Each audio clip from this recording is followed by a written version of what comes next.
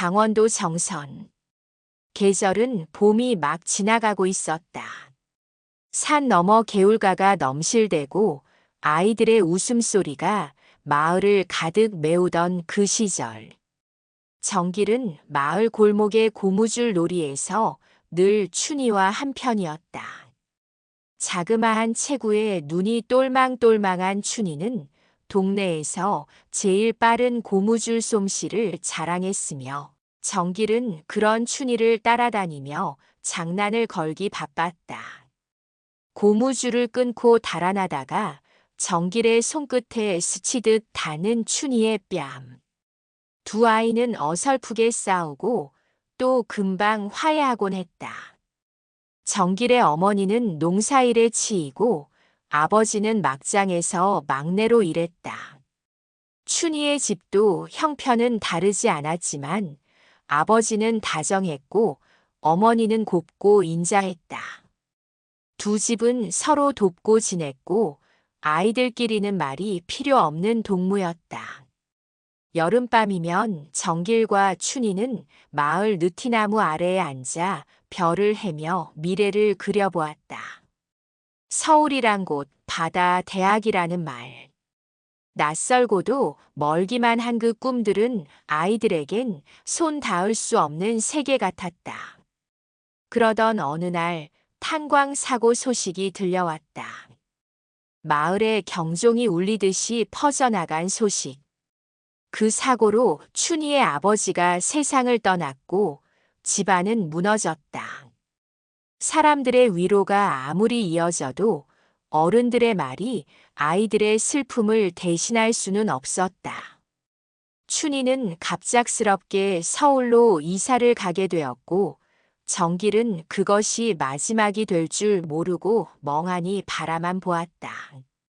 이사 가는 날 춘희는 주머니에서 꼬깃 탄 실고무줄을 꺼내 정길의 팔목에 감아주었다. 매듭을 지은 뒤 춘희는 울먹이며 말했다. 내가 꼭 다시 찾아올게. 이거 잃어버리면 안 돼. 정길은 아무 말 없이 고개를 끄덕이며 그 고무줄 팔찌를 꼭 쥐었다. 춘희를 태운 트럭이 먼지를 일으키며 마을을 떠날 때 정길은 느티나무 밑에 서서 그 자리에 오래도록 앉아 있었다. 고무줄은 금세 헐거워졌지만 정길은 그것을 풀지 않았다.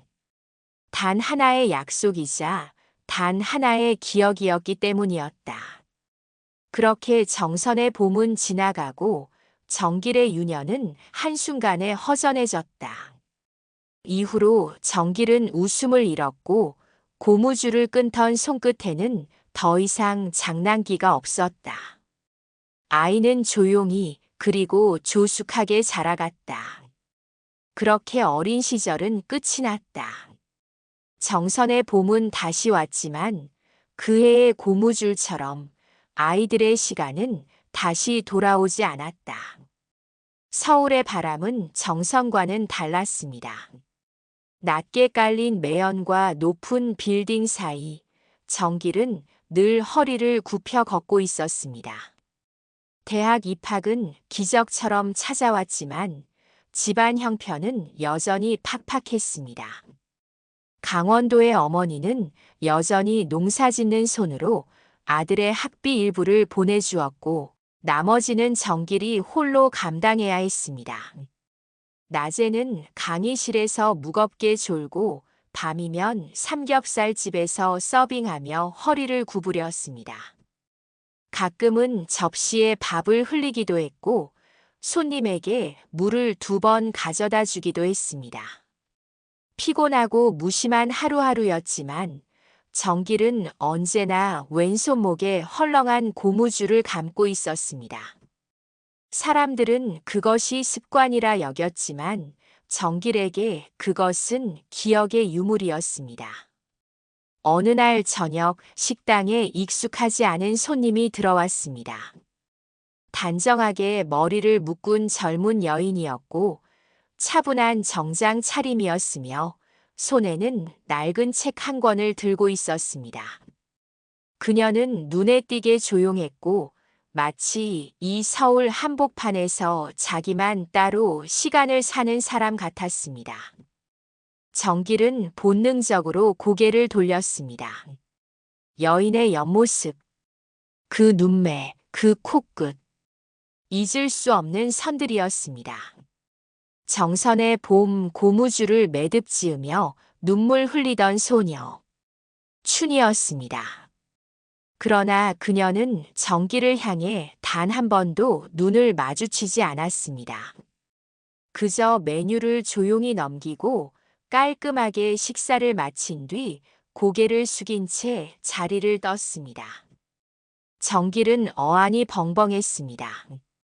그녀는 분명 춘이었지만 너무나도 달라져 있었습니다. 눈빛에서 마을 냄새가 사라졌고 미소는 철저히 절제되어 있었으며 말투는 서늘하기까지 했습니다. 하지만 그는 확신했습니다. 그녀가 맞다. 그 고무줄을 준 아이. 그 봄날의 마지막 인사. 다음 날 정길은 일부러 그 시간에 맞춰 아르바이트에 나갔습니다. 그녀는 다시 왔고 다시 조용히 식사를 했습니다. 몇 번을 반복한 뒤 정길은 조심스럽게 그녀의 자리 근처를 지나며 말을 붙여보았습니다. 혹시 정선에서 오셨죠? 여인은 잠시 정길을 바라보다 이내 고개를 저었습니다. 죄송하지만 사람 잘못 보셨어요. 짧은 말 한마디. 그러나 그 목소리는 분명했습니다. 정길은 그녀가 기억하지 못하는 건지 아니면 기억하지 않으려는 건지 알 수 없었습니다. 다만 그녀의 손끝이 책장 위에서 잠시 떨리고 있었다는 것만 기억에 남았습니다. 그날 밤 정길은 기숙사방에서 고무줄을 꺼내 조심스럽게 다시 팔목에 감았습니다. 고무줄은 낡았지만 끊어지지 않았습니다. 마치 자신처럼 어딘가에 묶인 채 여전히 끊기지 않은 감정 하나. 정길은 잠 못 이루며 창밖의 서울을 바라보았습니다. 그녀는 왜 모른 척 했을까? 혹시 무슨 사연이라도 있는 건 아닐까? 그의 마음에 처음으로 묘한 의심과 걱정이 동시에 피어오르기 시작했습니다. 서울의 거리는 계절에 무심했습니다. 봄이 와도 꽃은 보이지 않았고 사람들의 발걸음은 늘 바빴습니다. 정길도 그러했습니다. 그러나 머릿속은 여전히 춘희의 얼굴로 가득했고 그녀의 단호한 대답이 반복되어 떠올랐습니다. 죄송하지만 사람 잘못 보셨어요. 하지만 그 눈빛은 거짓을 말하지 못했습니다. 정길은 알 수 있었습니다. 그녀의 눈동자엔 흔들림이 있었고 목소리엔 익숙한 떨림이 숨어 있었습니다. 그녀는 분명 자신을 알고 있었습니다. 단지 모른 척하고 있을 뿐이었습니다. 며칠 후 정길은 의도적으로 그녀의 자리에 물컵을 놓으며 말을 건넸습니다. 혹시 예전에 고무줄 좋아하셨던 분 아니신가요? 순간 그녀의 손끝이 멈췄습니다. 그러나 곧 아무 일도 없었다는 듯 그녀는 컵을 들고 조용히 물을 마셨습니다. 그리고 식사를 마친 뒤엔 평소보다 더 빠르게 식당을 나섰습니다. 정길은 더 이상 참을 수 없었습니다. 식당 사장에게 양해를 구한 뒤 그녀의 뒤를 따라 나섰습니다. 지하철역까지 이어진 걸음. 그녀는 뒤돌아보지 않았지만 정길의 발소리를 알고 있듯 발걸음을 더욱 재촉했습니다. 계단 아래에서 그가 조심스럽게 말을 건넸습니다. 춘희 맞죠? 나 정길이에요. 기억 안 나요? 그 순간 그녀는 멈춰 섰습니다. 어깨가 미세하게 떨렸고 몸이 굳은 듯 보였습니다. 한참을 그러고 있다가 그녀는 아주 천천히 고개를 돌렸습니다. 그 이름 다시는 듣고 싶지 않았어요. 정길은 당황했지만 물러서지 않았습니다. 그녀는 정길을 똑바로 바라보았습니다. 차가운 눈빛. 그러나 그 안에 감춰진 감정은 너무나도 익숙했습니다. 나 그 아이 아니에요. 정선에 있었던 기억은 다 없어요. 그러니 제발 더는 따라오지 마세요. 말을 마친 그녀는 빠르게 계단을 내려갔습니다. 정길은 아무 말도 할 수 없었습니다. 그저 입을 다문 채 그녀의 뒷모습을 바라볼 수밖에 없었습니다. 그녀는 진심으로 모르는 척을 하려는 게 아니었습니다. 그 기억 자체를 부정하고 있었습니다. 며칠 후 정길은 우연히 학교 도서관에서 그녀를 다시 보게 되었습니다. 그녀는 조용히 책을 읽고 있었고 옆에는 누군가가 함께 앉아 있었습니다. 중년의 남자. 그 남자는 그녀의 어깨에 손을 얹었고 그녀는 기계적으로 고개를 끄덕였습니다. 그 장면은 어딘가 불편했습니다. 정길은 조금 떨어진 자리에서 그 광경을 지켜봤습니다. 둘 사이의 거리, 그녀의 눈빛, 남자의 표정. 모든 것이 자연스럽지 않았습니다. 마치 누군가에게 조종당하는 인형 같다고나 할까요? 그날 밤 정길은 도서관 직원에게 그녀의 대출 기록을 몰래 확인했습니다. 그리고 충격적인 사실을 알게 되었습니다. 그녀의 이름은 춘희가 아니었습니다. 주민등록상 이름도 다르고 고향도 대전으로 되어 있었습니다. 그러나 생년월일은 같았습니다. 너무도 정확히 일치했습니다. 정길은 혼란스러웠습니다. 그녀는 정말 춘희가 아닐 수도 있는 걸까? 아니면 춘희가 누군가에 의해 새로운 인물로 다시 태어난 걸까? 그리고 그 남자. 도서관에서 그녀와 함께 있던 그 사람. 어쩌면 그가 모든 비밀의 열쇠일지도 모른다는 생각이 들었습니다. 정길의 눈빛은 달라졌습니다. 기억을 잃은 소녀, 이름을 잃은 여자, 그리고 여전히 고무줄을 손에 쥔 청년. 그들의 이야기 속엔 이제부터 진짜 진실이 천천히 드러나기 시작하려 하고 있었습니다. 서울의 여름은 무더웠고 숨이 막힐 듯한 열기가 거리를 짓눌렀습니다. 정길의 머릿속도 마찬가지였습니다. 춘희의 정체는 분명했지만 그녀의 입술은 자신을 부정하고 있었습니다. 대전 출신의 대학원생. 성은 이 이름은 서정. 마치 정확히 계산된 듯한 이력. 그러나 그 모든 것을 덮고도 넘치는 건 단 하나, 그녀의 눈빛이었습니다. 그것은 어린 시절 느티나무 아래에서 별을 바라보던 그 소녀의 것이 분명했습니다. 며칠 동안 정길은 일부러 그녀를 피했습니다. 하지만 피한다고 해서 마음까지 멀어지는 것은 아니었습니다. 오히려 점점 더 강렬하게 그녀를 떠올렸습니다. 춘희는 왜 자신을 감췄을까? 왜 그런 이름을 가졌고 왜 기억을 잃은 척하는 것일까? 그때마다 도서관에서 본 중년 남성의 얼굴이 떠올랐습니다. 정길은 조심스레 그녀를 지켜보기 시작했습니다. 감시가 아니라 관찰이었습니다. 그녀가 있는 교정, 그녀가 다니는 건물, 그녀가 가는 카페. 그리고 며칠 후 결국 그 남자를 다시 보게 되었습니다. 회색 양복에 정제된 말투. 그녀에게 서류를 건네며 무언가를 지시하는 듯한 모습.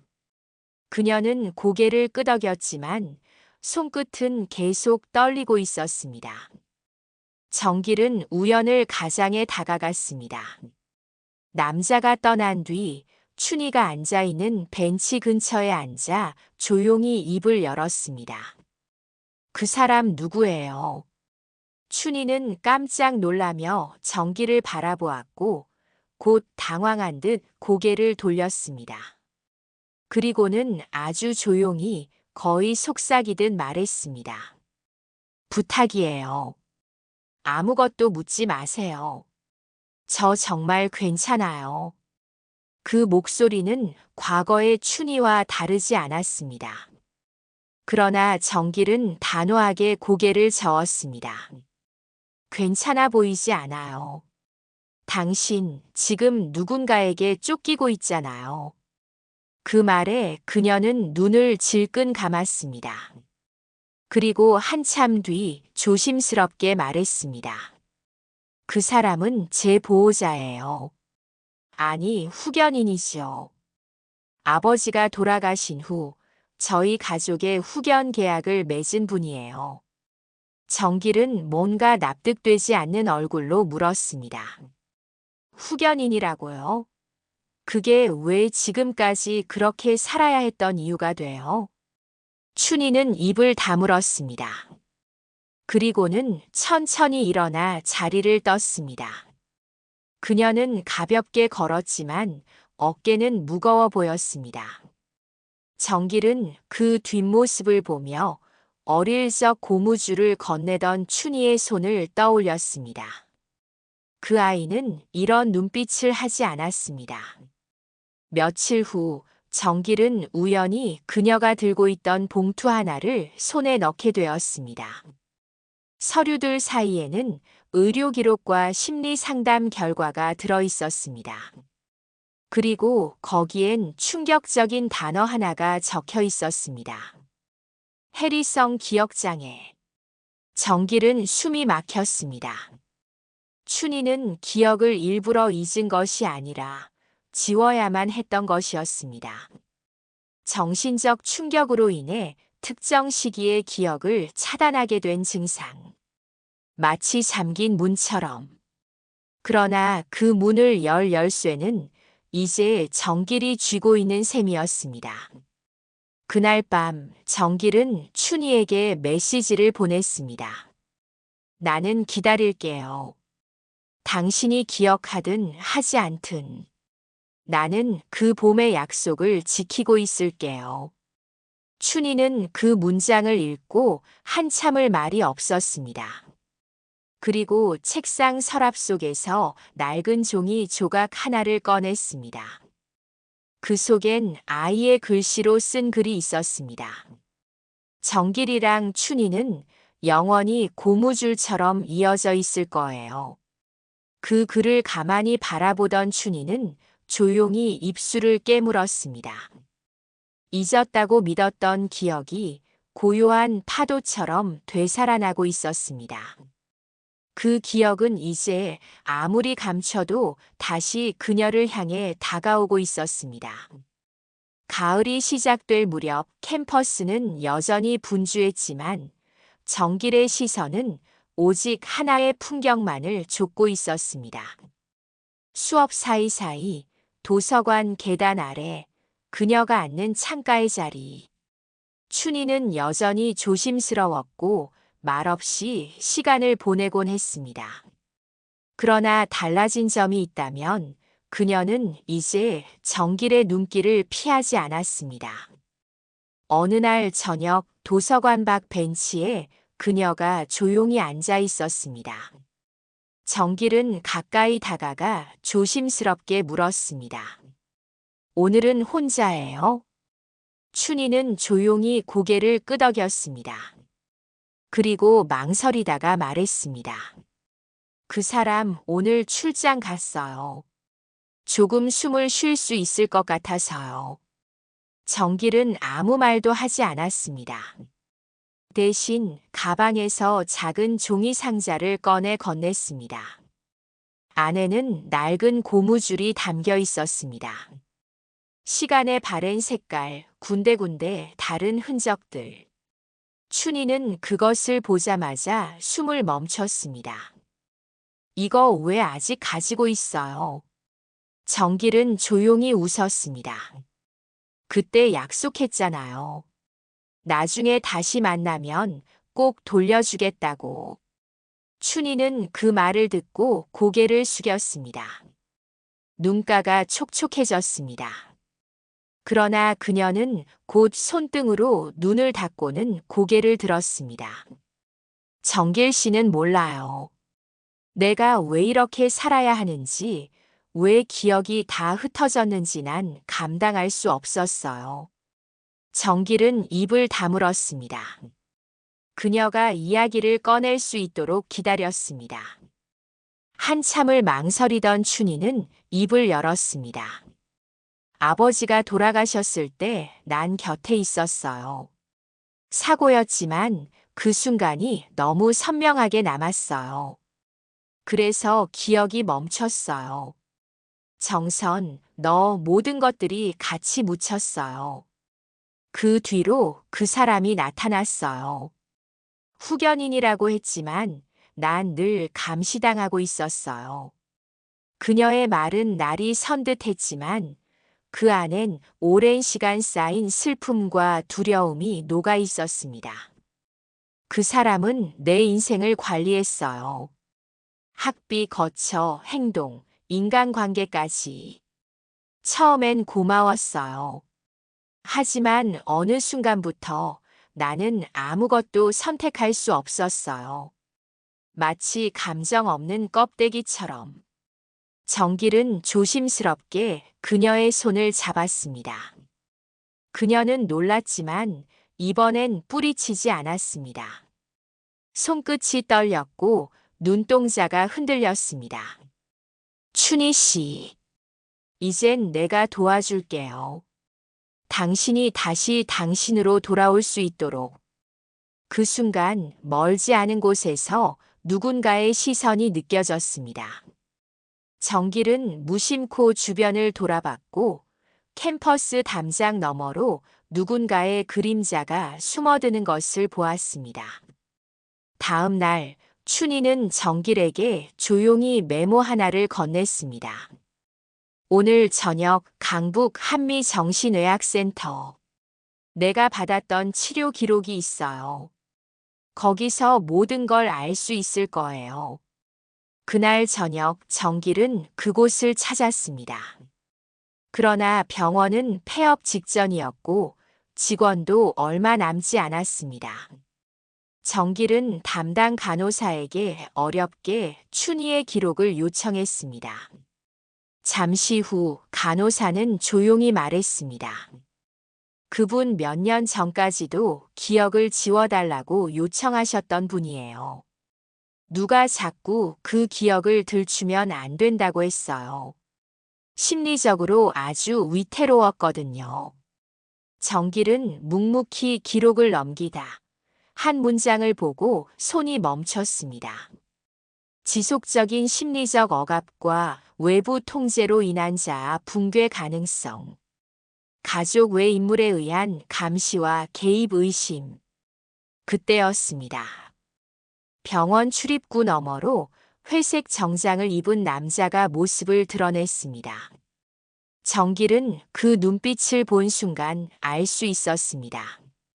이 남자는 춘희의 삶을 조용히 조각내온 진짜 감시자였습니다.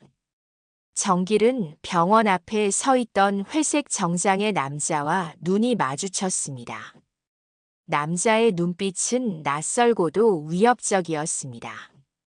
말없이 고개를 숙이고 병원으로 들어가려는 남자를 정길이 불러 세웠습니다. 그쪽 춘희 씨랑 어떤 관계십니까? 남자는 그 질문에 잠시 머뭇거리더니 낮고 단호한 목소리로 대답했습니다. 그 아이와 저는 오래된 약속으로 얽힌 관계입니다. 더 이상 불필요한 감정 개입은 삼가주시길 바랍니다. 정길은 그 말에 분노가 치밀었습니다. 감정 개입이요? 그건 사람이 하는 겁니다. 춘희 씨는 감정이 없어서가 아니라 감정을 빼앗긴 겁니다. 당신 같은 사람에게. 남자는 미간을 찌푸리더니 조용히 돌아서며 말했습니다. 당신이 감당할 수 없는 일이 시작될 겁니다.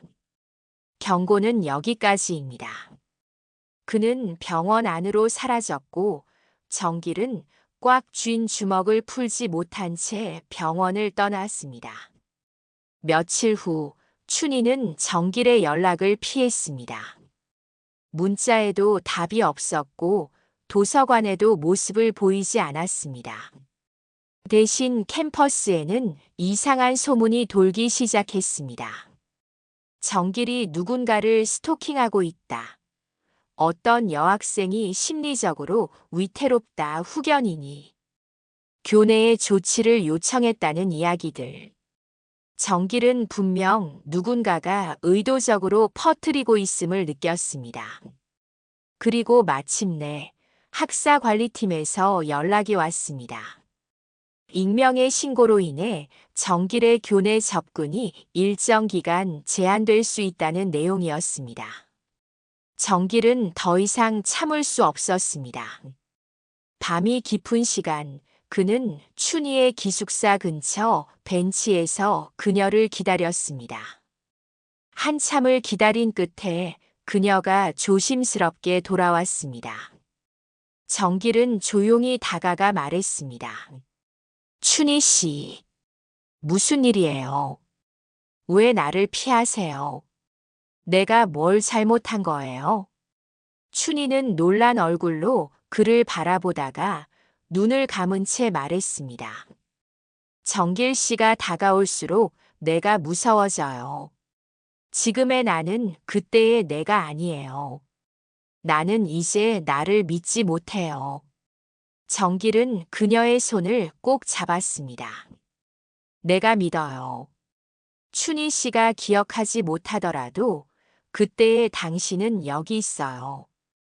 그 아이는 없어지지 않았어요. 그리고 지금도 당신을 지켜주고 있어요. 춘희는 한참 동안 침묵했습니다. 그리고 떨리는 목소리로 말했습니다. 그 사람은 내 아버지의 친구였어요.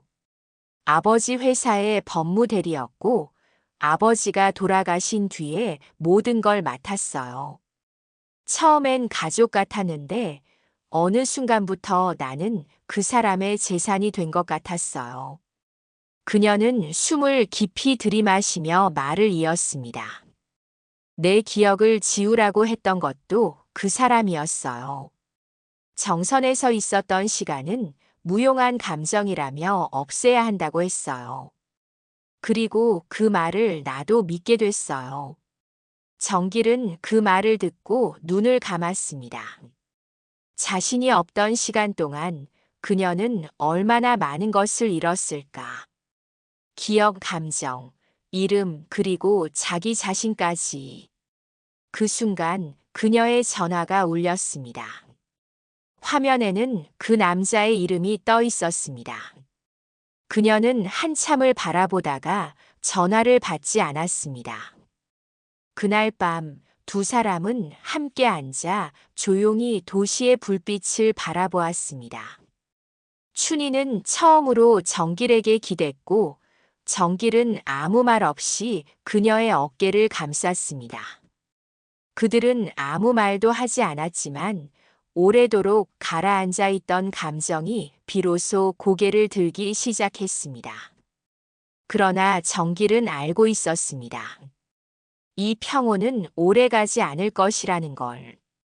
그 남자가 다시 움직일 것이고 그가 숨기고 있는 과거는 이제 곧 폭로될 것입니다. 그리고 그 순간이 오면 춘희는 반드시 다시 선택해야 할 것이었습니다. 자신이 누구인지, 무엇을 믿을 것인지, 그리고 누구와 함께할 것인지를. 이른 새벽 정길은 춘희에게서 문자를 받았습니다. 단 3글자. 도와줘요. 그는 한치의 망설임도 없이 달려갔습니다.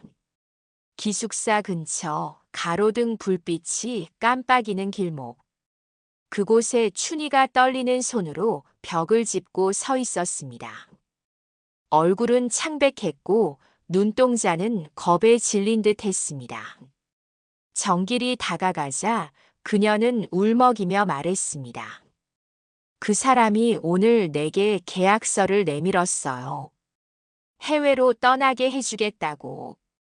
내 이름도 과거도 다 지워준대요. 대신 당신과 다시는 만나지 말라고 했어요. 정길은 그녀의 손을 꼭 잡았습니다. 하지만 그녀는 두 손으로 얼굴을 감싸며 웅크렸습니다. 내가 왜 이렇게까지 약해졌는지 모르겠어요. 기억을 잃은 게 아니라 잊고 싶었던 거예요. 당신이 있는 과거도 내가 웃던 순간도 그 사람 앞에선 모두 죄가 됐어요. 그녀는 조용히 한마디를 더 내뱉었습니다. 그리고 당신에게 미안해서 도망치고 싶었어요. 정길은 잠시 눈을 감았다가 천천히 말했습니다. 그럴 필요 없어요. 내가 도망가지 않으니까 당신도 도망치지 말아요. 같이 진실을 마주해요. 정길은 그녀를 데리고 자신이 준비한 한 곳으로 향했습니다. 바로 정선의 외딴 마을, 그들이 어릴 적 뛰놀던 그 느티나무가 있는 곳이었습니다. 낡은 시골집엔 여전히 먼지 쌓인 사진들과 당시의 흔적들이 남아 있었습니다. 정길은 서랍 속에서 하나의 서류를 꺼내 그녀에게 내밀었습니다. 이건 뭐죠? 그녀가 펼친 서류에는 아버지의 사망보험 관련 문건과 당시의 법무대리 기록이 담겨 있었습니다. 그리고 맨 아래 미심쩍은 도장이 하나 찍혀 있었습니다. 그 도장은 바로 춘희가 어릴 적 장난삼아 쓰던 자신의 이름 도장이었습니다. 그녀는 숨을 삼켰습니다. 이게 내가 직접 사인한 게 아니에요. 이 도장, 난 초등학교 때 이후로 본 적도 없어요. 정길은 조용히 설명했습니다. 당신 아버지의 사망보험금은 그 후견인 명의로 전환되었고 당신의 재산도 사실상 모두 위탁된 상태였어요. 법적으로는 당신이 동의한 것으로 되어 있지만 그 도장을 누가 사용했는지는 명백합니다. 그녀는 바닥에 주저앉았습니다. 숨을 헐떡이며 충격에 빠졌습니다. 단순한 억압이 아니었습니다. 이것은 철저하게 계획된 재산 탈취와 신분 통제였습니다. 그 순간 그녀의 핸드폰이 울렸습니다. 그 남자였습니다. 정길은 그녀를 말리며 전화를 대신 받았습니다. 지금 당신이 무슨 짓을 하고 있는지 압니다. 춘희 씨는 더 이상 당신의 재산이 아닙니다. 법적으로도 감정적으로도. 수화기 너머의 남자는 짧은 침묵 뒤에 차갑게 말했습니다. 그럼 감당하게 될 거요. 모든 결과를. 전화를 끊고 정길은 한숨을 쉬었습니다. 춘희는 여전히 바닥에 앉아 있었습니다. 그 눈동자엔 분노와 슬픔 그리고 오래된 두려움이 뒤섞여 있었습니다. 정길은 조용히 그녀를 안았습니다. 이제 숨지 말아요. 진실은 당신 편이에요. 내가 지켜줄게요. 이젠 우리 둘이 싸울 시간입니다. 그녀는 말없이 고개를 끄덕였습니다. 더는 도망치지 않겠다는 묵직한 다짐이었습니다. 그들이 밖으로 나왔을 때 정선의 느티나무 아래로 아침 햇살이 스며들고 있었습니다. 그 나무처럼 오래 묻혀있던 진실도 조금씩 빛을 받고 있었습니다.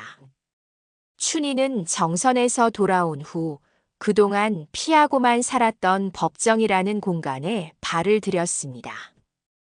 정길의 도움으로 고소장을 제출했고 변호사와 상담도 받았습니다. 그녀의 기억은 여전히 완전하진 않았지만 스스로 꺼내든 진실 앞에서는 더 이상 떨지 않았습니다. 정길은 한 걸음 뒤에서 그녀를 지켜봤습니다. 자신이 앞장서기보다 그녀가 자신을 다시 주인공으로 되찾도록 돕는 일이 더 중요하다고 생각했습니다. 며칠 후 후견인 박정우는 법적 출석 통보를 받았습니다. 그는 대수롭지 않다는 듯 웃으며 기자들 앞을 지나갔습니다. 내가 키운 애야. 다 그녀를 위한 거였어. 내가 없었다면 걔는 이미 망가졌을걸. 하지만 법정에선 달랐습니다. 증거 서류, 당시의 의료 기록, 심리 상담 내역, 그리고 무엇보다 춘희가 꺼내든 어린 시절의 도장이 결정적이었습니다. 그녀의 목소리는 떨렸지만 단 한순간도 눈을 피하지 않았습니다. 제 삶이 제 것이 아니었던 시간들이 있었습니다. 그 사람은 제 인생을 도와준 게 아니라 지배했습니다. 이제는 돌려받고 싶습니다. 제 이름, 제 기억, 그리고 제 감정을요. 정우는 재판 내내 한마디도 하지 못했습니다. 마침내 판사는 명확한 어조로 말했습니다. 본 법원은 피고 박정우에게 심리적 학대와 재산 착취에 대한 책임이 있다고 판단합니다. 피고는 피해자 춘희 씨에게 법적 권리 일체를 반환하며 금전적 배상을 명합니다. 그날 법원을 나서는 길, 춘희는 오랜만에 숨을 깊게 들이쉬었습니다. 차가운 겨울이었지만 그녀는 말했습니다. 이제 봄이 올 것 같아요. 정길은 조용히 웃으며 말했습니다. 이제야 그 이름이 다시 들리네요. 춘희 씨라는 이름요. 며칠 후 두 사람은 다시 정선을 찾았습니다. 오래된 고무줄 하나, 낡은 사진 한 장, 그리고 비에 젖은 추억의 오솔길이 여전히 그 자리에 있었습니다. 춘희는 그 느티나무 아래에 앉아 말했습니다. 사실 당신이 나를 다시 찾아주지 않았다면 난 여전히 기억 저편에 갇혀 있었을지도 몰라요. 정길은 고개를 저었습니다. 내가 당신을 찾은 게 아니라 당신이 나를 기억해 준 거죠. 그 마음 하나가 우리를 여기까지 오게 한 거예요. 그녀는 조용히 웃었습니다. 그리고 처음 만났던 그날처럼 장난스레 물었습니다. 아직도 고무줄 가지고 다녀요? 정길은 가방에서 그것을 꺼냈습니다. 둘은 그 고무줄을 나무가지에 조용히 걸었습니다. 끊어졌던 줄이 다시 이어지듯 그들의 시간도 이제 다시 엮이기 시작했습니다. 그 순간 먼 산자락에서 봄빛이 천천히 스며들었습니다. 얼었던 마음도 멈췄던 감정도 이제 따뜻한 햇살 아래 피어나고 있었습니다. 그리고 춘희는 자신 있게 말했습니다. 이제 내 이름을 내가 부를 수 있어요. 난 춘희입니다. 정길은 천천히 그녀를 바라보며 고개를 끄덕였습니다. 네. 당신은 춘희입니다. 내가 어릴 적 그리고 지금도 가장 좋아하는 이름입니다. 그해 봄 고무줄 오디오 드라마 재미있게 보셨나요? 다음에도 감동 있는 드라마로 찾아뵙겠습니다. 구독과 좋아요 부탁드릴게요. 고맙습니다.